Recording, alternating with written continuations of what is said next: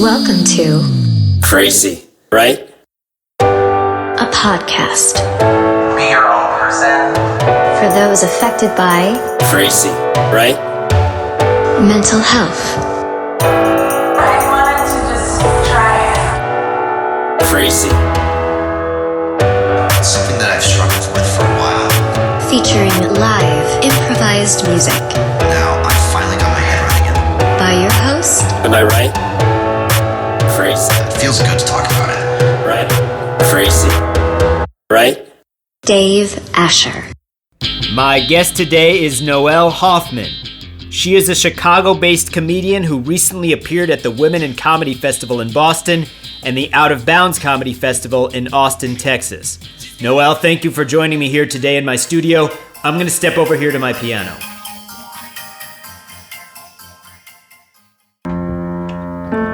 Do you feel beautiful? Sometimes. Which is a lot better than it has been in the past. Take me a little bit on the journey from when you first doubted that you were beautiful to appreciating that beauty.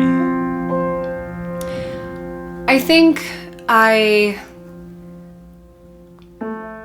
grew up in a family that being skinny, being beautiful, being tan, these were priorities and ways to provide affirmation for a lot of the women in my family. And I think a lot of people definitely grew up in that because, especially being a woman, you are expected to be smart and caring and all of these wonderful things, but you are expected to be beautiful. So if someone tells you that you're beautiful, that's a great compliment. And so I always, even though I was always told that I was smart and that I had vision and that I was a talented singer and a talented actress and so many other things, I wanted to hear that I was beautiful because all of the people I admired were beautiful. Definitely celebrities, of course, and in the performance arts, when you decide that you want to be a singer or an actress or a performer, you see all of these beautiful, glamorous examples. Even like my aunts and my cousins and my grandmother, who resembled Jackie Kennedy in a lot of ways. She was very fashionable. She spent a lot of time in the sun. She constantly talked about her body. What were some of these other things that you were doing that you were succeeding at aside from physical beauty? I was a really good student growing up. I was kind of a teacher's pet, straight A student. I went to a Catholic school for most of my life. I was in the church choir. I was the lead singer in the church choir. My mother is a political activist in a lot of ways, and she kind of raised me to be politically active. So I was a leader in a lot of ways. I was the leader of class government, the class newspaper. I was a writer. So I had a lot going for me, and my mother definitely made me feel like I was worthy in lots of ways, but I always felt like I wasn't told often enough that I was beautiful or that I was skinny. And I think when I reached puberty and when dating and romance started happening and I shed some of my baby weight and I started being conventionally attractive, it almost made things worse because suddenly I was obsessed with preserving that instead of working on the things that actually make me a strong person and the kind of person that I should be. And what were the things that you were doing in an effort to preserve that? I tried basically every crash diet that was available. I became obsessed with going to the gym. I remember, I think I was 22 years old, and one of my roommates actually told me, "You have been to the gym 3 times today. Like, do you realize that that's weird?" And I didn't think it was weird. I thought it meant that I was strong and that I was motivated.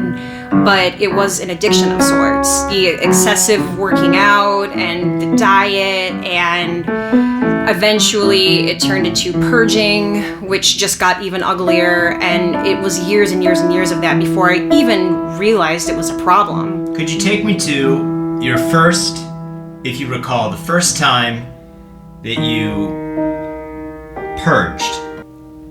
It started when I was waitressing at Dick's Last Resort, where I worked for about 4 years. How old were you? I was probably 22, 23. And I just remember everyone on the staff enjoyed like a bucket of fried chicken and French fries and cheesecake and whatnot. And all of my coworkers were like, come on, Noelle, like be nice to yourself for once and just eat this shit. And I did, and I did the entire time knowing that I was going to immediately go into the restroom and try to make myself puke. And did it ever reach a point where you decided for yourself that this purging was a problem that you wanted to seek treatment for?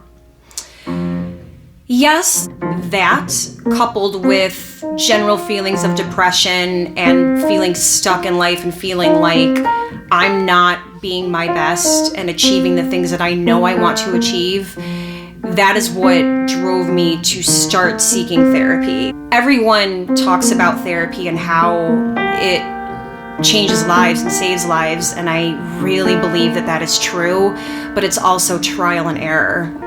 When was the last time that you had a purging episode? It has been at least 7 years. And if you could reach a message to your younger self from 7 years ago, how would you speak to that person and relay the message that purging is not what you want to be doing? How would you reach them? I would tell them to take a step back, zoom out, and try to find one thing about themselves that they love. And that goes for who you are as a person, but also your body. Just, I love my eyes. I love my smile. I love the strength in my shins. You have to find those little things. And you have to remember that your body is not all of you, it's just your vessel. And you have to treat your vessel with respect, and you can't abuse your vessel, because when you abuse your vessel, you're abusing yourself. If you're not being kind to yourself and purging is not kind, then you're going to be inviting a world of pain in the long term. And with you, your history with an eating disorder, has that been tied to other mental health conditions such as depression? Absolutely. I think depression was very interlinked with my eating disorder. I think in some ways, having an eating disorder was a response to my depression. And you can also probably argue the vice versa as well. Mental health is the only reason we are diagnosed is because it's a tool to help us understand what we're going through. But there are definitely ways that our diagnosis blends in with everything. Do you feel like diagnoses are an approximation of something that is not as finite as you are depressed, you are psychotic, you are this, you are that? These labels are not the be-all, end-all about what's going on psychologically? Absolutely. Doctors and scientists are still figuring out exactly what causes depression, and I think what we're beginning to learn is that there are a lot of things that cause depression. I don't believe that there is one single solution for someone who is diagnosed with depression. And it's paramount that yes, we do work with professionals to help figure out what the best treatment options are, but that we also explore within ourselves. Have you done exploring within yourself?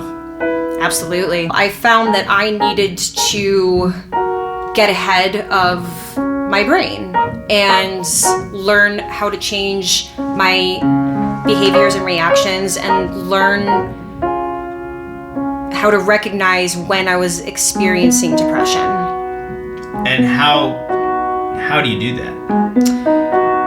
For me, I have a lot of little fun tips and tricks, but I do find that sweating every day in some way helps, getting exercise, not be addicted to my smartphone.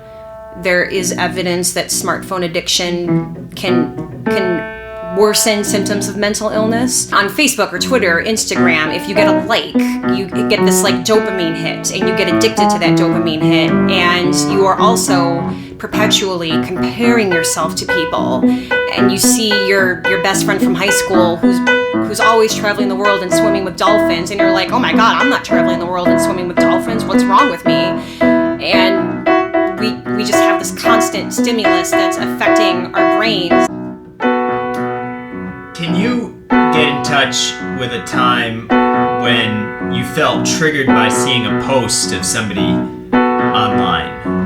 Oh man, like every day.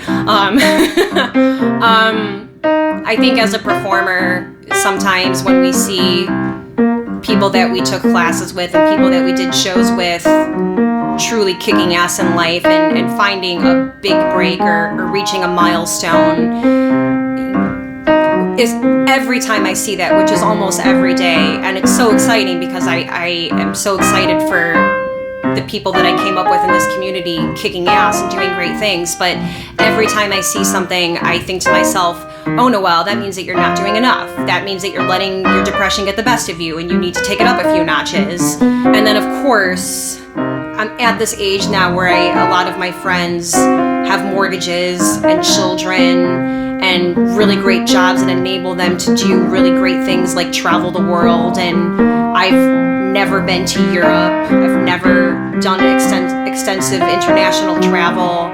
And I just feel once again that I'm not doing enough. Sometimes it gets the best of me, and it's very common when you have depression to just find yourself like your thoughts just circle and they swarm you like a shark, and you have to take a step back and remind yourself that you are enough, and you have to focus on what you're doing and how you're improving and not comparing yourself to the rest of the world, which is something we're all kind of learning how to do now, because the internet as we know it has only, social media as we know it has only been around for a short while, and so we're all constantly stimulated by pictures and posts of people putting on their best face, and we have to make a choice to tune out because it is affecting our mental health. It absolutely is. Are you active yourself on social media? Do you I am. I scream on the internet every day lately. And I have a rule now that right before I go to sleep, like maybe an hour and a half before I go to sleep, the phone goes in another room. I don't look at it. I get a book. I have a conversation with my boyfriends. I get my notebook out and I work on some writing. I free write. Anything but the internet.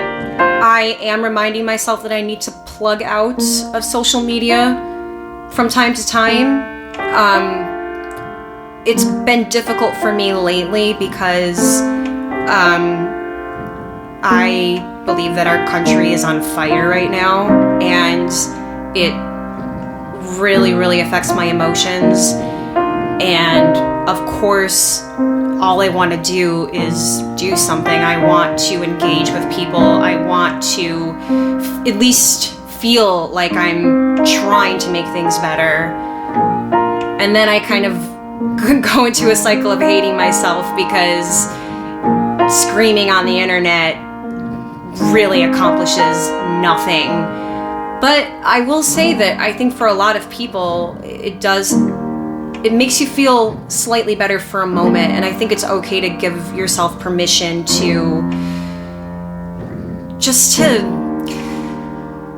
vent and get it all out there, and have your friends,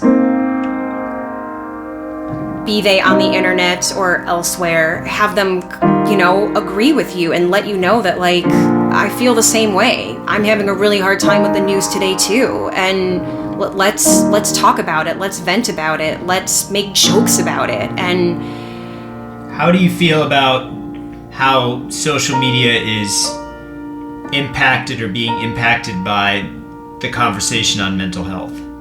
I do think that social media enables a conversation in ways that we have never really been lucky enough to have before.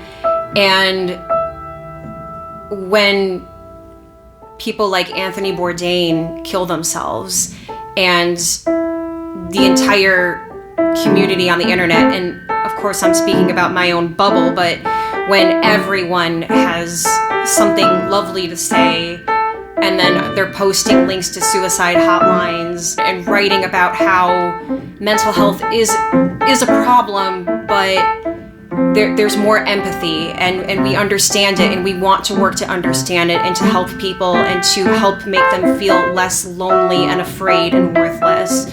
So I do think that social media has the ability to spread awareness and spread a message of hope. You talked a little bit about the progressing science of mental health, of understanding mental health. I would like to hypothesize that treating depression is a matter of treating someone individually and helping that person develop a system that works with their lifestyle and their personal beliefs to help them manage their life better. When you say personal beliefs, does that include or indicate religious beliefs? I suppose. You mentioned earlier that you were raised Catholic. Yes. Do you have a connection between your coping with your depression and your religion? No, I am pretty atheist. I will say, though, that I think that some people stick to their religion, and I'm going to speak specifically about Catholicism because I understand it better. But there's a sense of community there, and I have vivid memories of watching my grandmother spend hours praying, especially using her rosary. And I think that that's very similar to people who spend time meditating, which is something that I've yet to explore as much as I want, but I have read and I've heard from people who've tried it that meditation works wonders for treating depression. And so I think that there's a link there, and finding a community that is there for you when times are rough and when you're having really rough days is something that churchgoers have. And it's something that I think has made my life easier because I have very lovely friends and family who have my back and understand that sometimes I'm not my best, but I want to be my best.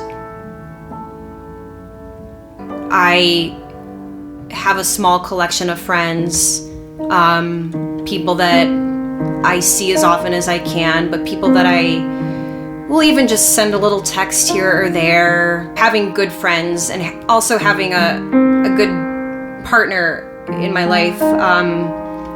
My boyfriend, one of the first things he ever said to me as we began dating each other was that he thinks I'm crazy, which I immediately took as a little bit of an insult, but then he went on to say, oh no, I love that about you, and I'm crazy, and the best people I've ever met are crazy. And I think finding people in your life who love you for exactly who you are is absolutely possible. But the most important relationship that we ever have is the relationship that we have with ourselves. Thank you so much for joining me. Thank you for having me.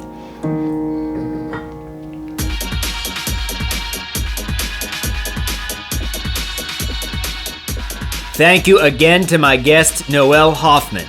She is working on her first album, a collection of original songs titled Songs About Dicks, to be released this year. You can follow her on Instagram at SongsAboutDicks. Take care, Noelle. That wraps up this episode of Crazy Right with Dave Asher. Thank you so much for listening. If you enjoyed this episode, please consider writing a review or rating this podcast. And of course, we would love it if you subscribe. I'm Dave Asher, and I'm glad to be here.